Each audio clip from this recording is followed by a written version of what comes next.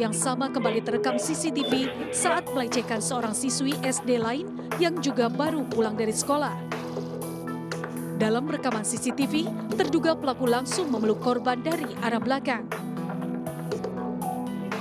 Korban pun berontak dan berteriak meminta tolong hingga pelaku panik lalu melarikan diri. Assalamualaikum warahmatullahi wabarakatuh. Selamat sore kepada teman-teman dan pemirsa semua. Kembali lagi dengan saya Dian Cornelia Putri dalam acara Lingkar Peristiwa. Tentunya pada kali ini kita akan menarik tema yang sangat menarik dan mengundang narasumber yang berkompeten di bidangnya. Kejahatan yang kian melonjak tinggi terus menghantui jagat raya sehingga membuat masyarakat resah. Salah satunya adalah pelecehan seksual terhadap anak. Kejahatan ini membuat para korban mengalami trauma bahkan terganggu dalam keseharian. Untuk itu, tanpa berlama-lama lagi, mari kita undang narasumber terpercaya kita kepada ibu korban dan ahli psikologi untuk memasuki acara ini. Untuk Ibu PD dan Mbak Andini dipersilahkan. Halo Ibu PD dan Mbak Andini. Selamat sore. Bagaimana kabarnya hari ini? Baik Ibu. Salam Mbak Andini. Tentu kayaknya isu kayak gini tuh udah nggak asing lagi ya banyak kayak Ibu dan Mbak, yang membuat kita juga resah dan sedih akan hal ini yang terjadi di Indonesia kita. Tanpa berlama-lama lagi, boleh ya kita langsung bertanya-tanya nih kepada Ibu korban terlebih dahulu. Sebelumnya saya turut berduka cita Ibu karena anak Ibu menjadi korban kejahatan yang keji ini. Kalau boleh tahu Ibu dan boleh diceritakan sedikit kronologi, Ibu mengetahui bahwa anak Ibu adalah salah satu korban dari pelecehan seksual, itu gimana Ibu? Baik, terima kasih Ibu atas pertanyaannya. Jadi awal mulanya itu saya tidak menduga-duga ya kalau anak saya itu terkena pelecehan seksual, tetapi saya punya firasat yang kuat kenapa anak saya itu kena pelecehan seksual. Yang pertama, saya mencurigai suami saya sendiri kalau dia sebagai pelaku pelecehan seksual kepada anak saya. Mulai dari dia bercandanya yang mengarah ke seksual gitu. Jadi anak saya juga kelihatan banget kalau dia nggak nyaman, apalagi itu di dalam meja makan nih waktu itu. Nah, suami saya tuh melontarkan candaan yang kurang pantas seperti ke arah seksual dan katakannya dia tuh sensual ke anak saya. Kebetulan suami saya itu adalah ayah sambung dari anak saya. Gitu. Jadi Ibu mungkin melihat gerak-gerik suami Ibu ke anak Ibu ini aneh ya Bu ya, udah mengarang-arang yang nggak sewajarnya. Iya. Kalau boleh tahu usia anak Ibu berapa dan sekarang sedang bersekolah mungkin? Anak saya sedang bersekolah dan anak saya berusia 14 tahun. Masih sangat muda sekali. Masih sangat muda Billy. Kalau boleh tahu nih Bu, lagi kan tentu Bu dari cara yang Ibu mengetahui gerak-gerik dan dia sudah jujur pasti ya Bu ya, sehingga Ibu tahu bahwa dia ini mengalami pelecehan seksual. Itu ada nggak dampak ke diri dia sendiri?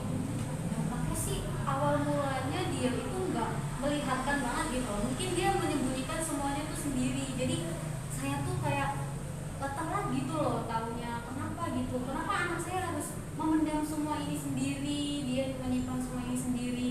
Yang paling awal mula yang paling saya kelihatan gitu ya dari anak saya sendiri tuh, dia kalau ketemu ayah sambungnya tuh pasti selalu menghindar. Cemas ya Bu ya? Cemas, kayak takut gitu tatapannya. Yang biasanya ketemu dengan saudara laki-laki gitu, sepupu, dia biasanya ikut berkecimpung atau ngobrol, dia jadi takut gitu loh. Dan juga perubahan fisiknya kayak dia tuh sering mengeluh gitu soal tentang Boleh tahu lagi Bu, apakah ayahnya Ibu sering melakukan itu, apa berani sekali terus membuat trauma? Dia menceritakannya sih hanya dari sisanya kalau ayahnya itu melakukan tindakan pelecehan seksual. Mulai dari pelecehan seksual ini menurut saya nggak ada kategori yang mau ringan mau berat, tetap aja menurut saya itu pelecehan seksual gitu. Karena itu anak saya sendiri dan dia tuh tidak pantas walaupun suami saya itu sebagai ayah sambungnya gitu. Nah, untuk itu kita berlanjut ke pertanyaan kepada psikologi anak Mbak Andini. Dari dengar cerita Ibu PD ya Mbak, tentu banyak sekali dampak yang terjadi pada anak korban pelecehan dan mental apa yang terjadi kepada anak dan korban yang udah terkena pelecehan seksual itu sendiri? Terima kasih Mbak Dian atas pertanyaannya. Saya turut berduka cita kepada Ibu PD atas anaknya yang terkena pelecehan seksual dari ayah sambungnya.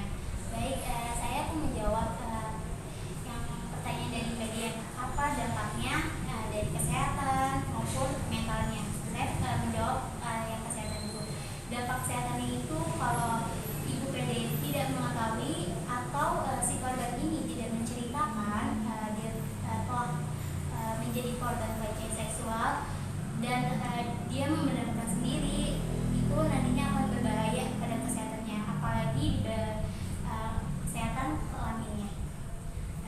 Kan kita tidak tahu ayah sambungnya korban tersebut apakah sering melakukan kepada orang lain, karena kan bisa menyebabkan penyakit HIV kan. Untuk kesehatan mental sendiri itu sangat parah kalau dari orang tuanya itu tidak peka atau si korbannya ini tidak pernah menceritakan dan membenarkannya sendiri. Yang pertama tuh yang tadi benar, anak akan merasakan satu ketakutan. Dia akan merasa ketakutan atas traumanya yang pernah dilecehkan. Terus yang kedua, dia akan merasakan tidak mau bersosialisasi.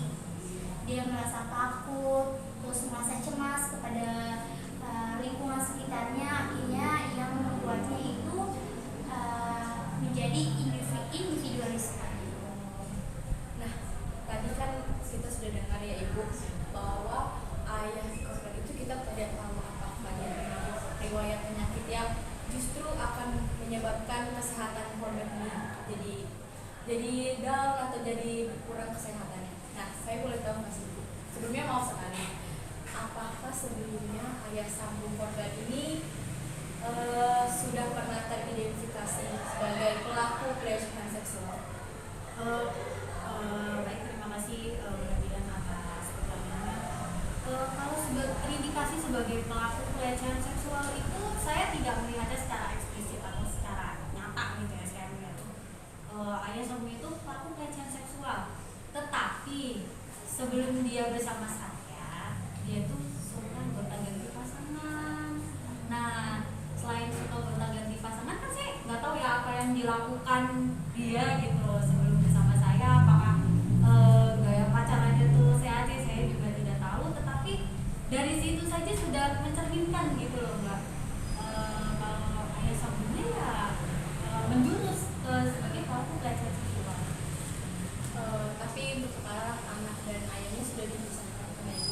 Iya, saya diam-diam tidak memberitahu ke ayah sambungnya. Ya, saya juga tidak akan gitu ya. Saya melakukan tindakan secara mandiri, memisahkan anak saya dengan ayah sambung. Oke, sekarang kita lanjut lagi kepada psikolog Mbak Dini. Kalau boleh saya tahu Mbak, bagaimana sih kita sebagai masyarakat atau orang dewasa atau orang tua melindungi anak-anak kita dari pelecehan seksual seperti ini? Baik, terima kasih Mbak Dian atas pertanyaannya. Bagaimana kita sebagai orang tua memperkenalkan atau melindungi sebelumnya melindungi anak agar tidak terjadinya pelecehan seksual. Yang pertama yaitu kita sebagai orang tua, kita memberi edukasi terhadap anak. Banyak orang tua yang sekarang berpikir, kenapa sih anak kecil udah diajarin edukasi tentang seksual? Sebenarnya edukasi tentang seksual itu bukannya kita mengajarkan bagaimana cara berseksual, tapi bagaimana kita memberitahu bagaimana tubuh yang bersifat pribadi, terus mana alat kelamin perempuan dan laki-laki dan perbedaannya. Kan kalau laki-laki itu misalkan kalau pakai celana pendek itu masih wajar, tapi kalau perempuan itu kan ada batasannya. Jadi kita perlu nih sebagai orang tua untuk memberikan edukasi seks terhadap anak. Bukannya kita ingin mengajarkan anak tersebut bagaimana cara pelaku seks, tapi kita agar nantinya anak ini tahu, oh iya kata orang tua saya untuk bagian pribadi saya, bagian tubuh saya seperti payudara, terus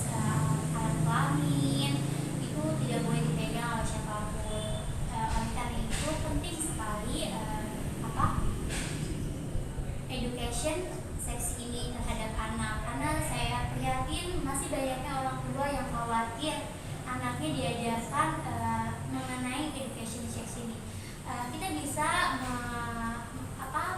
memberikan edukasi ini yaitu dengan contoh seperti kartun, misalkan ada kartun cowok atau cewek, kita memberikan edukasi seperti itu. Jadi orang tua tidak perlu khawatir, karena kalau kita tidak memberikan edukasi sejak dini, nantinya tuh anak tidak tahu, oh ya kalau payudara aku tuh gak boleh dipegang atau alat kelamin aku seperti itu. Nah, benar sekali Mbak, itu kan sejak dini ya Mbak, itu tuh penting sekali pemirsa untuk kita lakukan kepada anak-anak kita, agar nanti ke depannya kita tidak lagi mendengar berita tentang pelecehan seksual terhadap anak.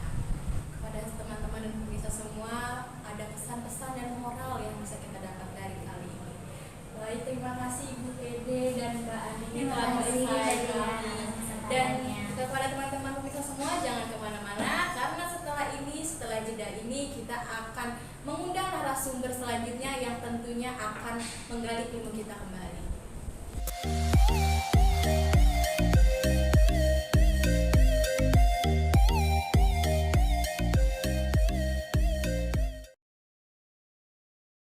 Kembali lagi dalam acara Lingkar Peristiwa. Nah, setelah kita mendengar dan telah berbincang kepada ibu korban dari pelecehan seksual dan kepada psikologis bagaimana pentingnya education tentang pelecehan seksual ini agar tidak marak kejahatan pelecehan seksual ini terjadi. Dan selanjutnya ada narasumber kita dari aparat terpercaya dalam menangani kasus ini, dan ada sebuah Komisi Perlindungan Anak Indonesia yang akan menceritakan bagaimana cara dan mengadu terhadap kejahatan ini. Untuk itu, tanpa berlama-lama lagi, kita undang masuk kepada Ibu Laili sebagai salah satu anggota Komisi Perlindungan Anak Indonesia dan kepada Ibu Atima selaku dari aparat kepolisian. Dipersilakan Ibu Laili dan Ibu Atima. Selamat sore Ibu Laili dan Ibu Atima. Selamat sore. Terima kasih telah menyempatkan waktunya untuk ada dalam acara ini. Sebelumnya tadi Ibu Laili dan Ibu Atima sudah mendengarkan dari mana cerita ibu dari seorang anak korban pelecehan seksual yang mengalami trauma mendalam dan terganggunya psikis. Untuk itu, tanpa berlama-lama, mari kita berbincang. Yang pertama itu kepada Ibu Laili, saya akan bertanya, menurut Ibu dan menurut Komisi Perlindungan Anak Indonesia, apa sih Ibu yang menjadi perhatian baik terhadap pelecehan seksual ini? Baik Mbak, jadi ini tuh merupakan keprihatinan yang luar biasa ya dari kami sebagai KPAI. Soalnya tuh kita sudah mendapatkan berbagai data yang masuk ke KPAI itu sendiri, dan juga berbagai data dari media sosial lain atau dunia maya, dan kita perlu meneliti lebih jauh lagi data-data ini. Jadi untuk kasus pelecehan seksual pada tahun 2022 kemarin, itu yang kita temui adalah animo publik yang cukup tinggi terhadap kasus ini, dan untuk melaporkan kasus ini ke KPAI dan ke berbagai lembaga lainnya juga. Lalu ini juga merupakan hal yang positif ya, karena para pelaku ini dapat terungkap, dan kita berharap ke depannya ini tidak terjadi lagi kasus yang sama dengan pelaku yang sama. Dengan tertangkapnya pelaku pelecehan seksual ini, kita juga dapat lebih menghimbau kepada para guru di sekolah-sekolah, juga kepada para orang tua untuk lebih mengawasi anak dan juga lebih memberikan edukasi seksual kepada mereka semua. Seperti itu Mbak. Baik, terima kasih Ibu. Ibu sebenarnya berani sekali ya Ibu, tidak apa-apa. Nah, kita lanjut kepada Ibu Atima selaku aparat. Kan tadi kita sudah mendengar tanggapan dari Ibu KPAI mengenai banyaknya laporan tentang kasus pelecehan ini. Nah, menurut Ibu, gimana sih Bu cara tindak melaporkannya kepada aparat terhadap kasus ini? Untuk melaporkan kasus pelecehan seksual itu biasanya kami dari pihak polisi setelah mendapatkan laporan dari korban, itu kan memang untuk kasus pelecehan seksual ada di beberapa posko ya, salah satunya di kantor polisi, atau korban dapat selain ke kantor polisi terdekat, korban dapat menelpon nomor polisi yang yaitu 110. Kemudian setelah mendapatkan laporan dari korban, pihak polisi akan menyalurkan ke unit pelayanan perempuan dan anak. Setelah itu ditulis laporan tersebut dalam bentuk tulisan dan mendapatkan surat visum yang nantinya akan dikasih ke dokter untuk pemeriksaan tubuh korban. Setelah itu korban disarankan untuk ke LBH, Lembaga Bantuan Hukum, jikalau korban belum memiliki pendamping hukum. Pendamping hukum itu seperti pengacara. Setelah korban mendapatkan pendamping hukum, barulah nanti laporan tersebut keluar nomornya yang seterusnya akan diproses untuk ke pengadilan. Baik, terima kasih Ibu atas laporannya. Jadi yang terpenting adalah melaporkannya terlebih dahulu ya Ibu. Nah, kalau dari KPAI sendiri, bagaimana sih Ibu cara melaporkannya kepada KPAI? Baik, jadi untuk para pelapor, untuk melaporkan kasus pelecehan seksual kepada KPAI itu bisa membuka laman situs KPAI, ada di www.kpai.go.id. Jadi di situ tuh nanti ada pilihan hubungi kami di bagian kanan atas. Nah, di situ nanti tertera formulir untuk para pelapor untuk menulis untuk menulis tindak kekerasan yang didapat atau menulis laporan yang lain, dan dapat mengisi formulir di situ. Lalu di situ juga dapat mengakses melalui email, nomor telepon, dan juga WhatsApp ini pengaduan seperti itu, Mbak. Jadi banyak sekali ya Bu? Iya, banyak sekali cara ya. Nah, kita lanjut dulu ke Ibu lagi. Seperti yang kita ketahui Ibu, kebanyakan itu ternyata yang menjadi pelaku pelecehan adalah orang-orang terdekat, yang dimana seharusnya melindungi, menjaga, membimbing seperti orang tua. Nah, itu bagaimana sih Ibu tanggapan Ibu mengenai hal tersebut? Baik, jadi seperti ini ya. Kasus seperti ini itu sangat ironi ya kalau kita dengar. Ternyata orang tua menjadi pelakunya sendiri. Berdasarkan data yang teradu kepada kami, itu memang ternyata aspek paling tinggi itu ada di aspek domestik, yaitu ada orang tua, baik itu ayah ataupun ibu, lalu ada tetangga, ada orang yang baru dikenal, lalu juga ada keluarga lapis kedua atau seperti kakek dan nenek, seperti itu. Jadi poinnya memang adalah orang-orang yang seharusnya menjadi pelindung, menjadi yang merawat anak-anak ini malah menjadi pelaku di sini. Dan mereka malah manipulasi tugasnya ya, seharusnya jadi pelindung malah melakukan hal-hal yang kita sudah ketahui buruk ya untuk kesehatan anak-anak juga, kesehatan mental, fisiknya juga. Lalu kenapa justru orang-orang sekitar yang seharusnya menjadi role model malah melakukan hal tersebut? Situasi ini juga karena maraknya konten pornografi ya, yang sangat mudah diakses, tidak hanya pada anak-anak tapi orang tua juga mungkin banyak sekali yang mengakses konten ini, sehingga terjadinya hasrat ingin melakukan, tapi seperti itu kan, jadi ada dinding seharusnya menjadi batasan untuk dia menjaga anak-anak. Itu dinding itu roboh karena pengaruh-pengaruh negatif dari konten-konten yang dikonsumsi oleh orang tua itu sendiri, seperti itu Mbak. Baik. Nah, kalau sekarang pertanyaan kepada Ibu aparat nih, kalau saya boleh tahu Bu, mengapa banyak kasus kejahatan seperti ini tuh bukan jarang ya Bu, tapi lebih banyak tidak terselesaikan. Selesainya pun hanya beberapa. Itu mengapa Ibu? Kalau Ibu bisa menjawab. Biasanya kenapa kasus pelecehan seksual itu tidak lanjut untuk ditangani, itu kelengkapan administrasi korban yang kurang lengkap, lalu korban itu ragu-ragu untuk melaporkannya, sehingga yang tadinya sudah melapor dicabut lagi laporannya. Nah, ada juga yang kasusnya seperti itu, yang kemudian malah pelakunya melaporkan korban kembali, balik melaporkan korban dengan kasus pencemaran nama baik sang pelaku. Itu sebenarnya ironis ya, karena bagaimanapun kan korban sudah menjadi korban pelecehan pasti ada rasa traumanya gitu.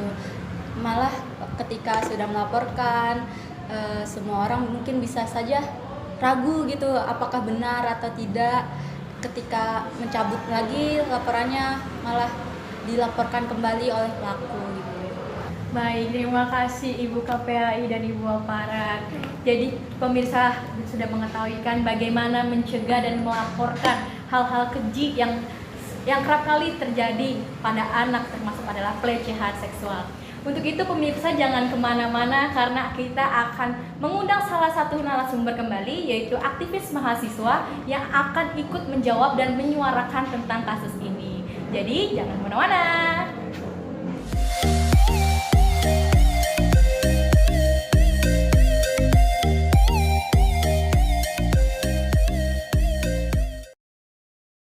Baik pemirsa, kembali lagi dalam acara Lingkar Peristiwa. Kali ini kita telah bersama narasumber kita, seorang aktivis mahasiswa yang akan menyuarakan mengenai kejahatan pelecehan seksual terhadap anak. Nah, sebetulnya selamat sore Kak Eja. Selamat sore. Kalau boleh tahu nih, kakak nih dari prodi mana? Diriku dari prodi pemasaran digital. Oh ya, semester berapa nih Kak? Semester 6. Wah, berarti sebentar lagi akan selesai nih ya Kak. Semester akhir. Ya, semangat nih. Nah, kalau boleh tahu nih, kakak sebagai mahasiswa, kakak ini mengikuti organisasi atau berkecimpung dalam suatu himpunan nggak nih Kak? Ya, lagi ya. Sejak saya menjadi mahasiswa, saya mengikuti berbagai macam kegiatan yang ada di kampus. Kalau untuk semester 1 saya aktif di dalam himpunan mahasiswa prodi saya, Hima Manajemen. Dan yang kedua itu saya ikut juga kegiatan PR Antena, kemudian juga ada kegiatan mahasiswaan yaitu gedung G namanya PMKWJ, dan ya 3 organisasi itu. Berarti banyak banget ya pengalaman yang udah kakak dapat nih. Nah, kita langsung masuk ke topik tema kita Kak, mengenai kejahatan pelecehan seksual. Menurut kakak sendiri, mengenai maraknya pelecehan ini, bagaimana sih Kak dalam kasus ini tuh yang terjadi sebagai mahasiswa yang ingin menyuarakannya, gimana Kak? Iya.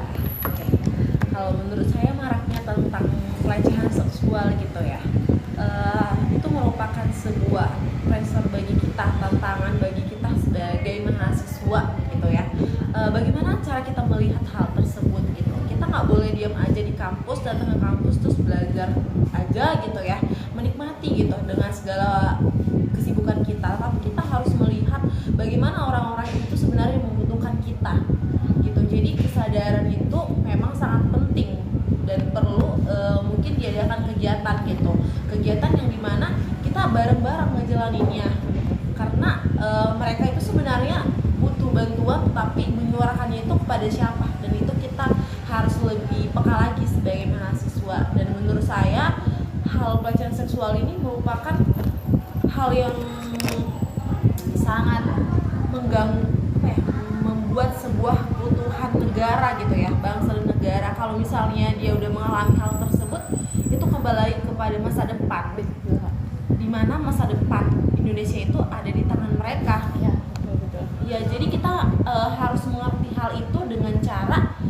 mungkin ikut berbagai kegiatan. Kalau saya kemarin coba berkontribusi dalam PR Antena, di mana di situ kegiatan untuk kegiatan remaja supaya mereka mengerti apa aja sih yang perlu dilakukan supaya tidak terjadi pelecehan seksual. Kalau sudah terjadi, apa yang perlu kita lakukan lagi, apa yang perlu dilakukan supaya mengatasi hal tersebut gitu. Karena itu harus bisa kesadaran dari pribadi masing-masing gitu sih. Nah, kalau boleh tahu lagi nih Kak, kakak sebagai mahasiswa, ternyata tuh pelakunya itu terkadang adalah orang terdekat, bahkan seorang yang penting dan berkedudukan tinggi.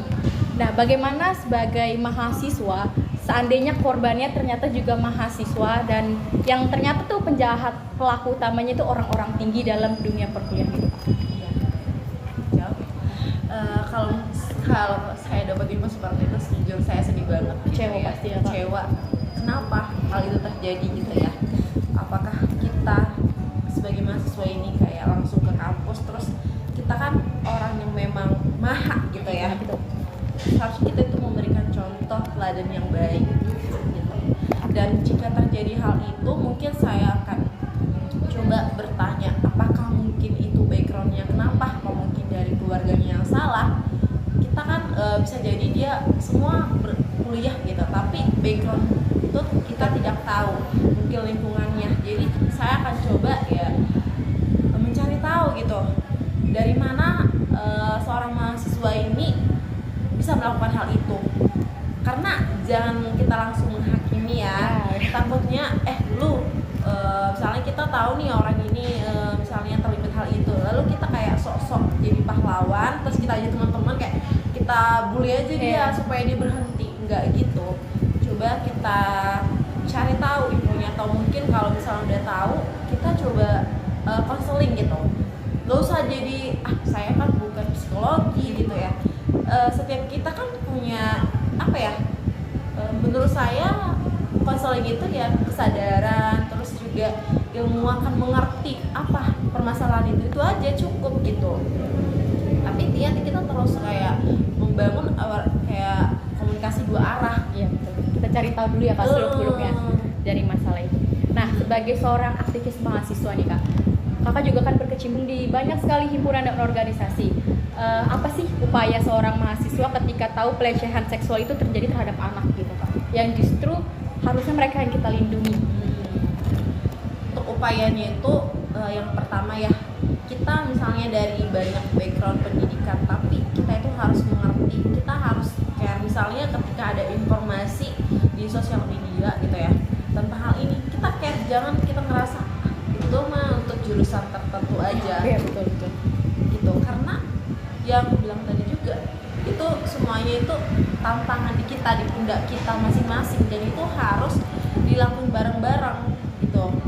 Harus nggak cuma si dia aja gitu. Jadi yang kita lakuin mungkin hal terkecil misalnya di keluarga dulu sih, karena itu kan hal kecil ya, kita punya saudara, punya teman-teman, punya saudara, punya adik kakak gitu. Coba kita memberikan waktu kita tanya, walaupun dibilang mahasiswa kayak aku tadi sibuk, tapi aku coba luangin waktu ya 10 atau 15 menit seenggaknya aku nanya keadaan adikku gitu. Iya, betul. Bukan untuk kayak menghakimi lu ngelakuin itu, enggak, tapi supaya kita tahu aja. Tahu itu penting gitu. Itu yang pertama di keluarga kita. Kemudian juga mungkin di pertemanan kita nggak usah yang kayak langsung nanti kita ngadain ini ya itu ya, enggak. Coba kita kamu lagi ini ya gitu. Jadi kita pendekatannya itu lebih ke aku memang care sama kamu. Iya, peduli ya Kak. Aku peduli sama kamu gitu. Yang ketiga mungkin hal besarnya kita bisa join organisasi gitu ya, Athena gitu, dimana kita bakalan diwadahi, yang dimana kita dapat juga misalnya di kampus-kampus lain juga ada nih, jadi kita sama-sama, dan menurut saya pribadi itu sangat penting gitu.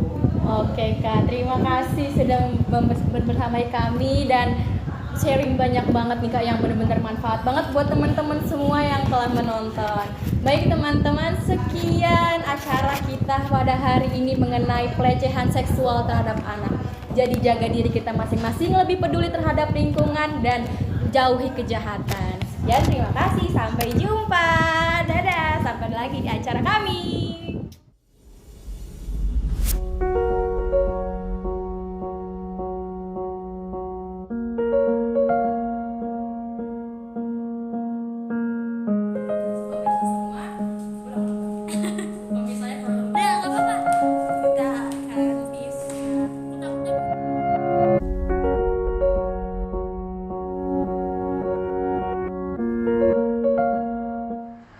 Sekian talk show dari kami. Jangan lupa nonton dan like